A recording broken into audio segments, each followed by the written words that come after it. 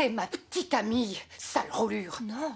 Et maintenant, tu la vires, tu entends? Jusqu'à ce moment-là, Piper s'est rendu compte qu'elle avait été trompée. Elle fut également expulsée précipitamment. Un sentiment d'humiliation immense l'envahit instantanément. Piper voulait juste s'enfuir immédiatement d'ici. Alex ne dit pas un mot, ne donna pas d'explication. Elle resta simplement immobile, observant Piper partir. Piper se réfugia dans un bar pour se vider la tête. Soudain, un son familier lui parvint. C'était Alex qui discutait joyeusement avec Sylvie. Après une courte hésitation, elle ne put finalement pas échapper à la saisie d'Alex. Lorsqu'Alex vit Piper, il manifesta un choc évident. Les deux échangèrent quelques banalités. Alex profita de l'occasion pour expliquer les malentendus de la veille. Mais Piper avait déjà perdu son sang-froid. Elle trouvait même que toute cette affaire ressemblait à un amusant épisode. Elle s'était profondément perdue dans l'amour d'Alex. Mais moi, tu m'as dragué et j'ai adoré ça.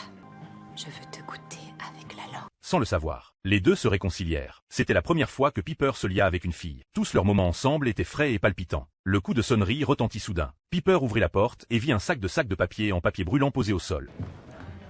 Oh, mais qu'est-ce que c'est que ça? C'est dégueulasse! Un sac rempli de merde! Tu t'es fait avoir, c'est le plus vieux gag du monde. Quoi? Bourrer un sac de merde? C'est un gag? Foutre le feu?